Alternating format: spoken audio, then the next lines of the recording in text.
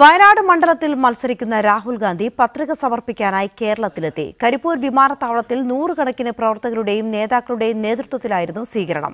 Kozhikode guest ഹൌസിൽ താമസിക്കുന്ന രാഹുൽ ഗാന്ധി രാവിലെ 8 മണിക്ക് വയനാട്ടിലേക്ക് പുറപ്പെടും. കരിപ്പൂർ വിമാനത്താവളത്തിൽ രാഹുൽ ഗാന്ധിക്കായി മണിക്കൂറുകളോളമാണ് പ്രവർത്തകർ കാത്തിരുന്നത്. ഒടുവിൽ രാഹുൽ ഗാന്ധി എത്തിയപ്പോൾ ആവേശം അണപൊട്ടിയൊഴുകി. പ്രവർത്തകരെ അഭിവാദ്യം ചെയ്ത ശേഷം രാഹുലും പ്രിയങ്കയും റോഡ് മാർഗം കോഴിക്കോട്ടേക്ക്. ഗസ്റ്റ് ഹൌസിലെത്തിയപ്പോഴും പ്രവർത്തകരുടെ ആവേശപ്രകടനം.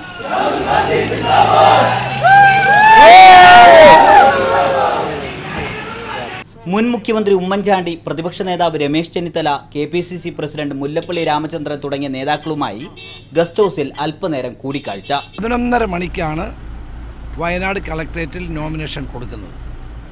അദ്ദേഹം വയനാട്ടിൽ കൽപ്പറ്റയിലെ ഹെലിപ്പാഡിൽ ഇറങ്ങിയ ശേഷം നേരെ നോമിനേഷൻ കൊടുക്കാൻ പോകും.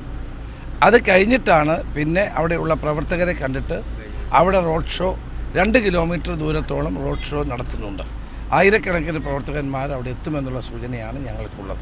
രാവിലെ 8 മണിക്ക് ഗസ്റ്റ് ഹൌസിൽ നിന്നും വിക്രം മൈതാനത്തേക്ക്, അവിടെ നിന്നും ഹെലികോപ്റ്റർ മാർഗം വയനാട്ടേക്ക്. ഷഫീഖ് നസ്രുള്ള, മീഡിയ 1, കോഴിക്കോട്.